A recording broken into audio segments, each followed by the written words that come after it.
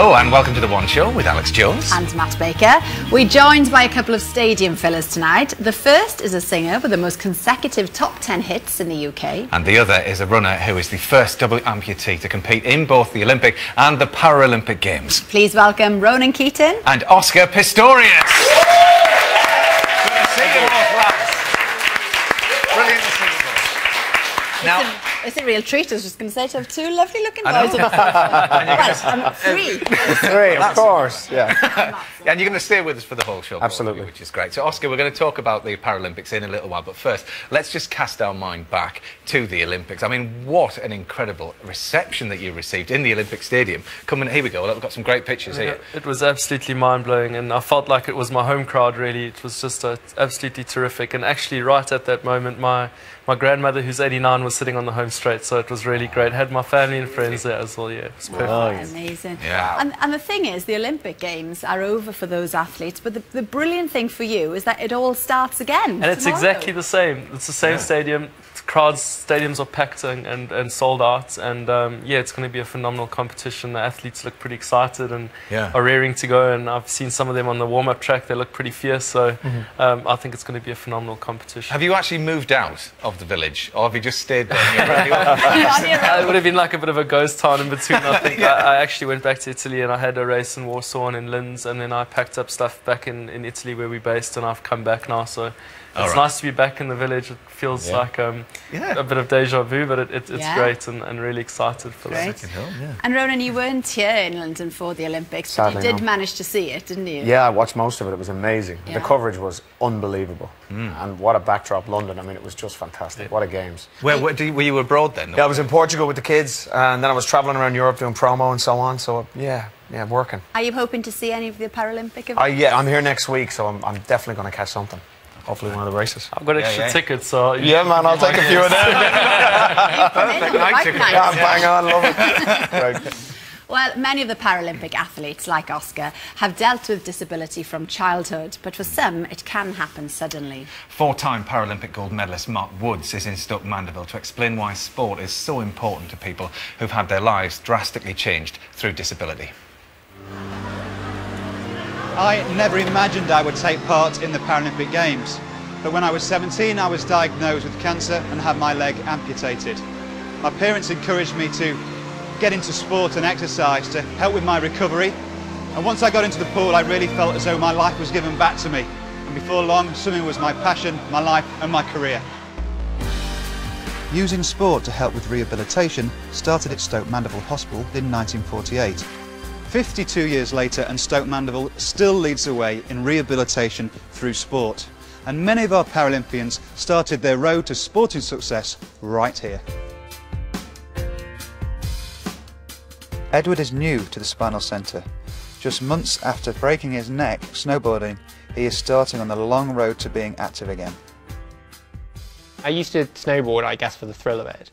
I could see myself doing sport now for kind of different reasons. I mean, one is the fitness. I think being injured, you're a lot more conscious of your body and what you can and can't do. You know, when I see Paralympians now who are sort of coming into the hospital, seeing what they can do, inspires you to think, right, well, okay, I may not be able to do the marathon, but I should be able to push to the shops. I know firsthand how important it is to have sport to focus on after everything changes in your life.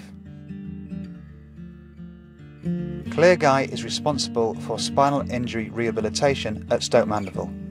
Not everybody's into sport, and some people enjoy the art side more. But where sport's important is in enabling people to be stronger, improving their balance in the early stages of their rehab. But also for some people, competition is actually quite important to them, and they used to take part in sport pre-injury. And so it's a really good opportunity for them to start getting interested again in that side of what might become part of their life once they've left. A stone's throw from the Spinal Centre is a sports facility where both patients and Paralympians train side by side.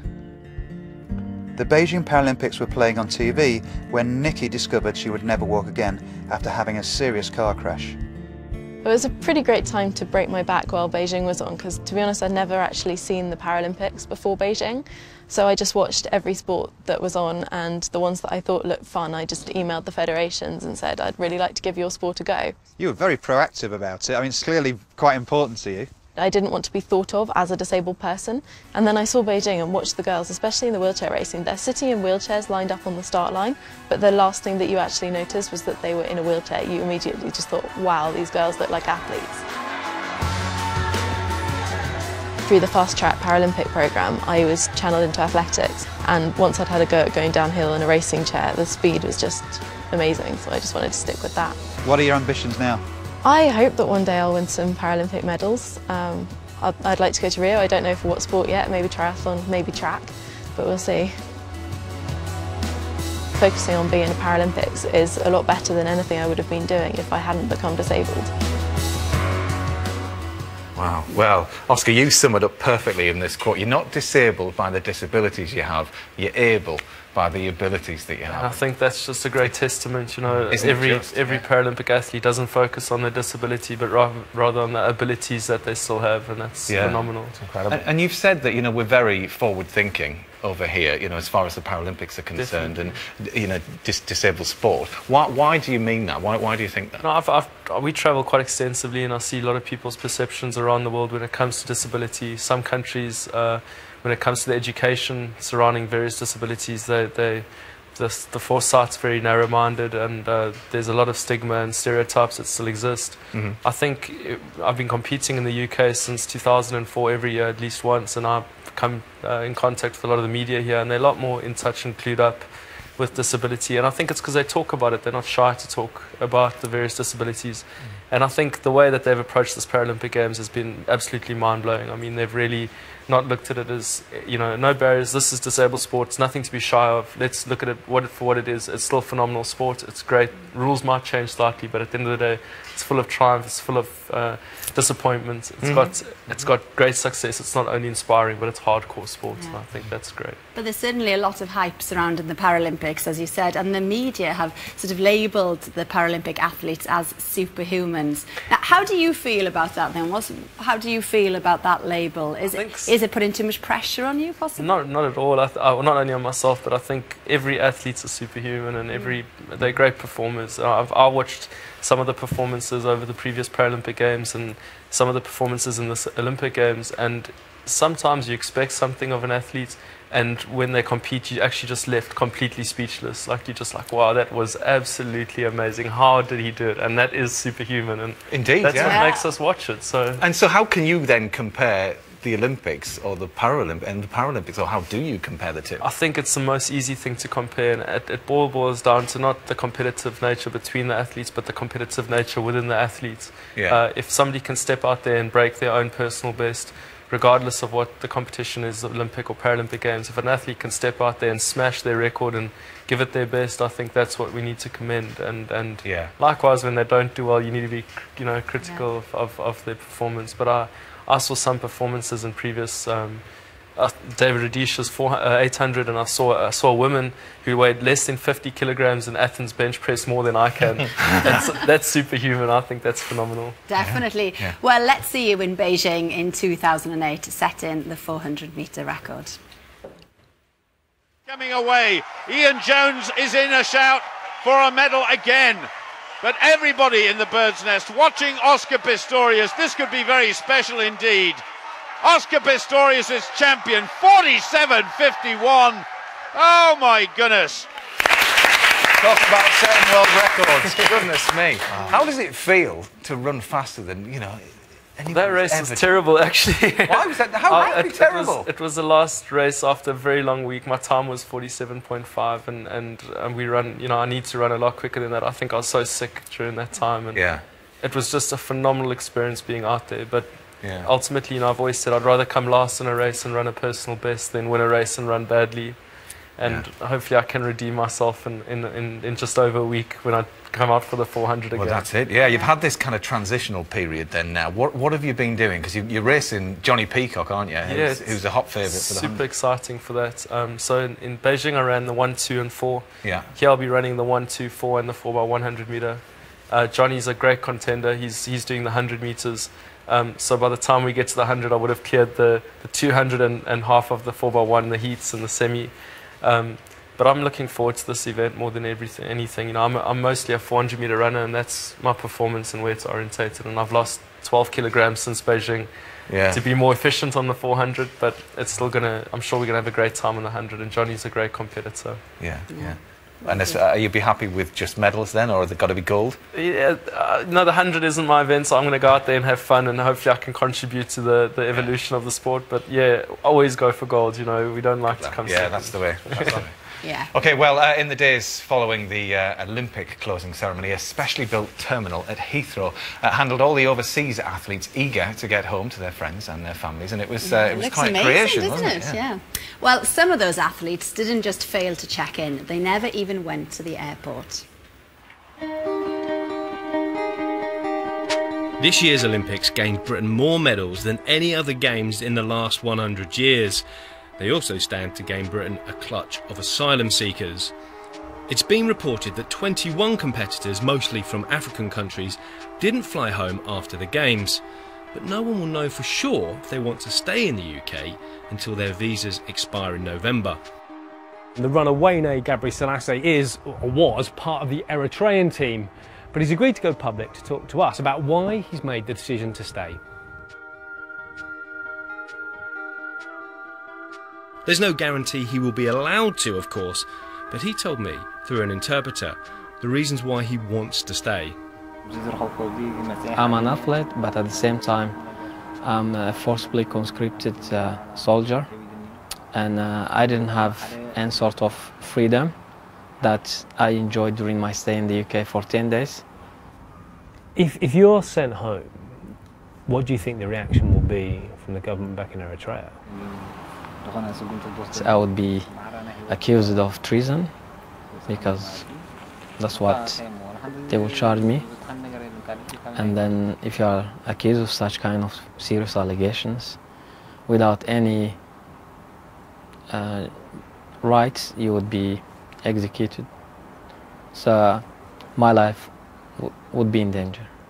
For some people, international sporting events are the only chance they get to flee their homeland. After the Sydney Games, for example, 83 members of the Olympic family remained illegally. And much closer to home at the 2002 Commonwealth Games in Manchester, 20 members of the Sierra Leone team simply vanished. The number of people claiming asylum has dropped dramatically over the last decade. Last year, nearly 20,000 people applied for asylum, but only 4,309 were successful. Of those, 615 came from Eritrea, a country that was found by a United Nations report to subject its army conscripts to torture and illegal forced labour. Shara Pledger is an immigration expert. Asylum is a very specific thing, and the UK has signed up to what's called the Refugee Convention. What that basically allows is a country to grant asylum to somebody if that person has a well-founded fear of persecution for reasons of their race, religion, nationality, political opinion, or membership of a particular social group. It's not the case, as public perception sometimes is, that they're sort of free to kind of come and go as they please. They will be reporting to the border agency regularly, so they are aware of their whereabouts pretty much all the time, and they're quite heavily scrutinised. The reality of the asylum process for Wayne is that he's told where he has to live, he's under a nighttime curfew, and he's not allowed to earn any money. He says that if he's granted asylum, he wants to work and continue running. Who knows, he could one day be competing for Team GB. Wayne and his translator Bereket, who's lived in the UK for 9 years after being granted asylum, insist that welfare handouts are not the reason they've come here. So the perception that some people have that asylum seekers choose the UK because it's a soft touch, because it's got a good benefit system. No, not at all, not at all. I disagree with what you just said. All they want is they want personal freedom, they want to be part of that society. And that's why a lot of people tend to come to the UK. They feel they are part of the British society. The people are more tolerant, understanding people, and there are opportunities like to express yourself, to be part of the society. If the other Olympic athletes who failed to go home haven't applied for asylum by the end of November, when their visas expire, then they'll become overstayers. They will become subject to what's called administrative removal. So that's where the border agency, if they can locate them, will detain them and then just remove them from the UK. And if that person were to disappear into the British community, what are the chances of the border agency being able to track them down? It's difficult to say. There are obviously problems with that, and there are an unknown number of people in the UK who do not have immigration status but have simply disappeared into the system, as it were. As for Wayne, he now faces an anxious wait to hear if his application is successful. Was that your plan to always come to the Olympics and stay? And exactly the same question that you put it to me now was asked by the Home Office, by the interviewing officer.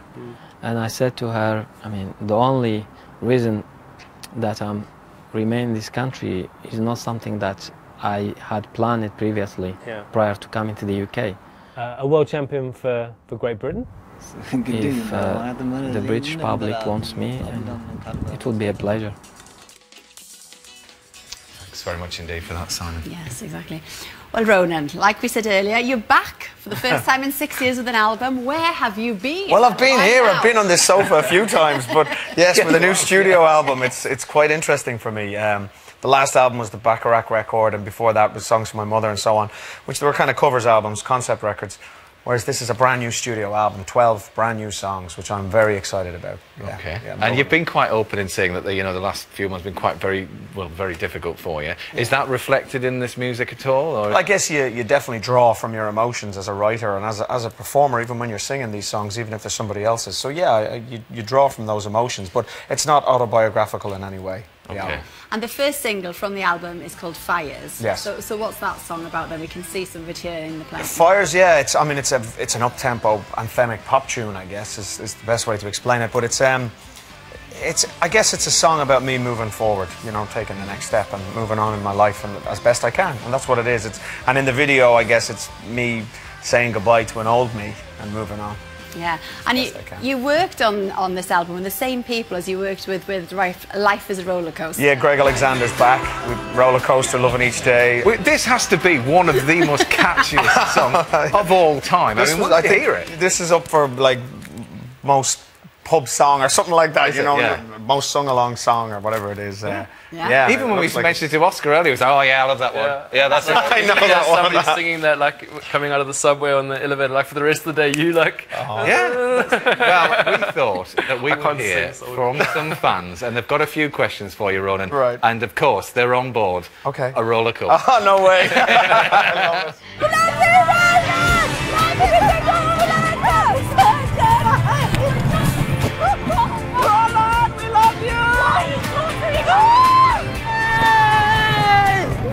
Ronan, life might be a roller coaster, but how do you get your thrills? What? I have no idea what you said. That was Kate and Katie. Okay. So what they really did say is life may be a roller coaster, but how do you really get your thrills, Ronan? How do I have a motorcycle. I like to ride my motorcycle a lot. So that's probably how I get mine. Yeah. And I get a bit of downtime. Is it right? You like it? Yeah, I actually ride motorcycles as well, yeah. We've got the same... Romance. Yeah, it's good. It's a bromance. Here we go. This is another question. This is from Okay. Jane. Oh, there's more. She's doing well, Jane. Ronan, have you ever lost your voice? At a big gig? Oh, I heard that one. Have I ever lost my voice? Yeah. I was on my first solo tour. I was doing an arena tour across the UK and Ireland, and the last show was in Belfast, at the Odyssey in Belfast. 10,000 people, walked out on stage, no voice whatsoever, gone. Totally gone. What did you do? The most frightening thing I've ever gone through, ever in my career. What happened? I literally had to, for most of the songs, just give the microphone out to the audience and let them sing back to me. And my band were there and they were helping. Weirdly enough, as I went through the gig, it's slowly, bits and pieces that were there, you kind of draw from it, I guess. And but it was one of the best gigs I've ever done in the end. Well, good job, they knew the words. Yeah, they all loved it, yeah. Does it play on your mind? And do you sit Yeah, well, after that it really did. I was stressed out. And it was wear and tear and, not looking after my voice across the tour. And I've learned a lot from that and, I'm very cautious now. Very. Let's have one more. Oh, yeah, why not? Here he is. Ronan, the queue for this ride is very long. Have you ever used your celebrity to get to the front of the queue? That's terrible. Yeah, he is actually. Yeah, I have. Terrible. I know. Situation. Well, I guess when you're kind of rushing through an airport and you're late for a flight, sometimes you kind of, you know, you jump to the top of the security queue and you get through quickly. Or I've been with my kids probably in, I don't know where we went. It was probably Euro Disney.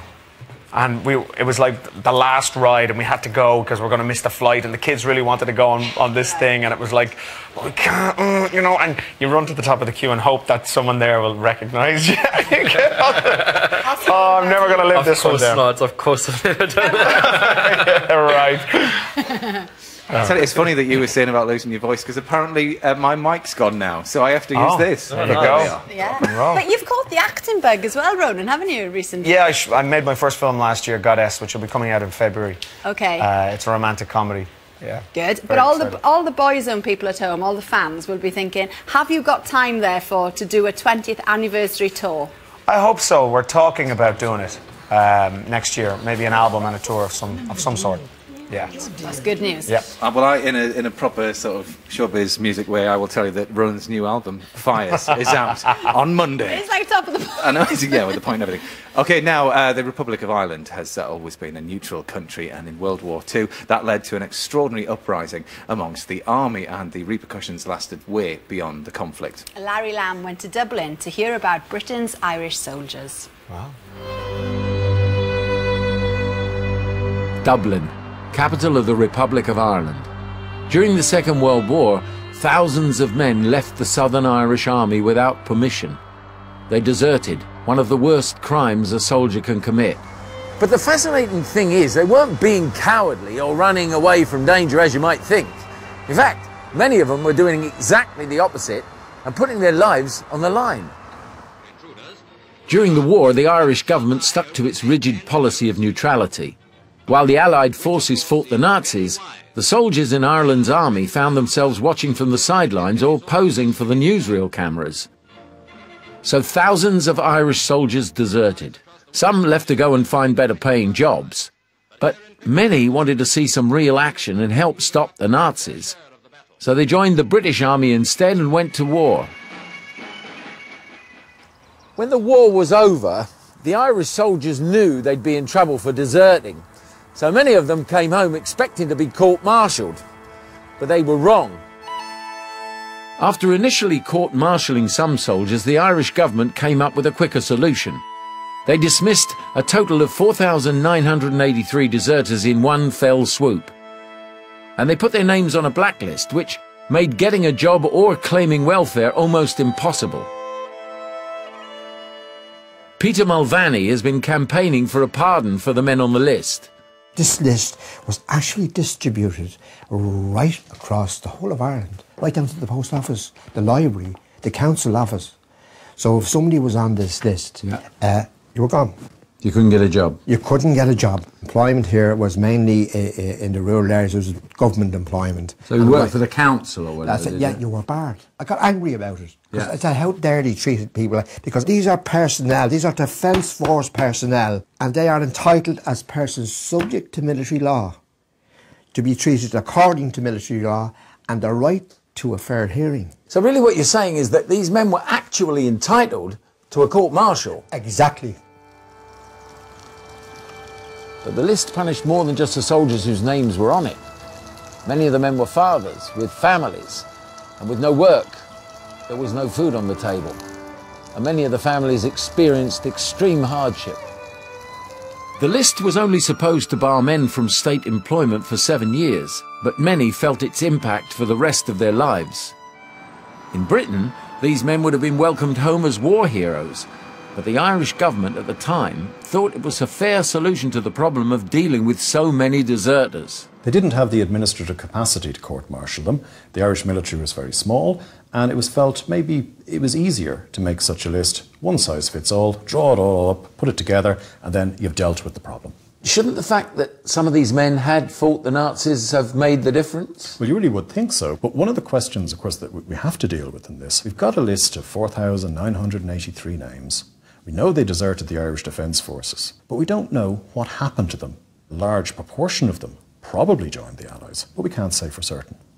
We also know that a proportion of them will have joined in the economic war effort in Britain. They went into the factories. But there must also be a minority of them who just vanished into the woodwork, across the border, across maybe into the larger cities in the UK. And we don't know where they went. The Irish government has now announced an amnesty, but only for the men on the list who deserted to fight with the Allies, not for any who deserted to go and find better paying jobs or simply disappear. Without proper records, we can't possibly know how many of the names this amnesty applies to. But that's not the point. The point is that the few surviving deserters will know, and so will the families of those who've passed away. For all of them, this is a very private reprieve. The feedback I'm getting is the families are very happy. They feel that this has removed the stigma. It's historical baggage being taken off their backs.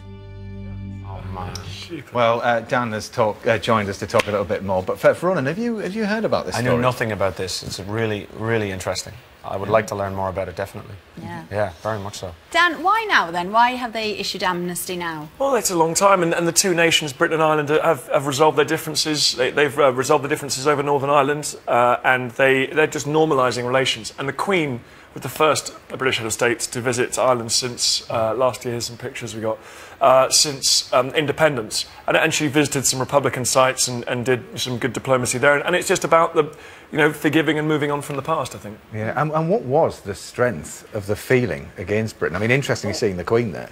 Yeah, and I'm sure Ronan would agree. Like, I've got lots of Irish family. I think that amongst people, there was never like vicious sort of anti-British or anti-Irish feeling. I mean, there was obviously some issues, but the Irish government was particularly hostile because the Irish government was dominated by Sinn Féin. De Valera, who was the head of the government, had actually been condemned to death by the British Army, by the British during the uprising. So, and they'd fought a vicious war against them. So you've got to remember, it's a long time ago, the British Army was the enemy, the absolute enemy, particularly seen from government circles. Yeah. So, and it seems hard for us to believe it now, but at the time, the British had carried out war crimes in Ireland. You couldn't believe a lot of Irish people couldn't believe there would be Irish people willing to fight for the British Army. Yeah. And the magazine, with the coronation. Some magazines, if they celebrated the Queen's coronation, they were banned in Ireland. So there was that feeling. And if you wore poppies to certain pubs around, Remembrance Day, you might get someone having a word with you and things like that. But that's changed as time's moved on. Yeah. Was the situation the same in other neutral countries then? Yeah, I mean you can't blame people. They were desperate not to get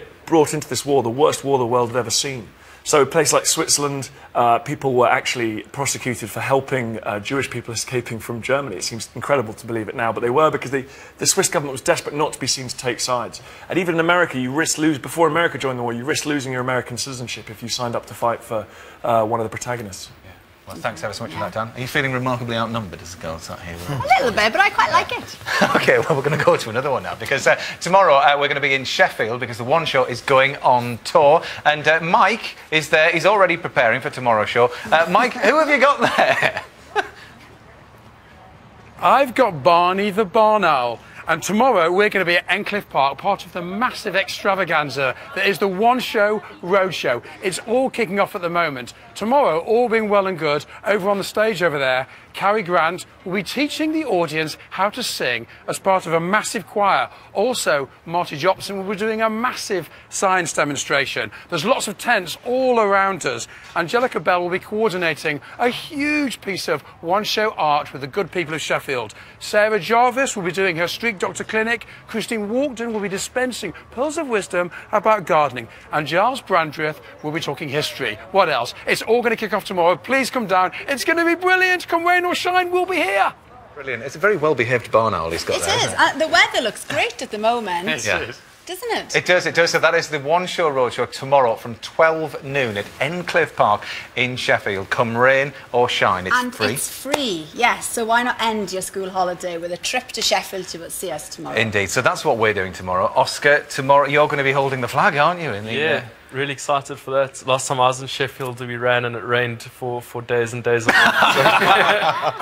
thanks for that. But I'm looking forward to tomorrow, I think. What technique are you having? Apparently the flag's quite hard, so my technique's to get jacked in the gym before the time, take a protein shake. And then You look strong, man. You look strong. Keep my wall face. Indeed, brilliant. Well, thanks to all of our guests today. Thanks to Ronan, of course. His album Fires is out on Monday. Yes, and thanks to Oscar Pistorius. And best of luck. Oscar's first race is on Saturday, the 1st of September, and all the Paralympics will be covered on BBC 5 Live. Yes, tomorrow we'll be in Sheffield with Alan Davies. We will see you at 7 o'clock. Bye-bye.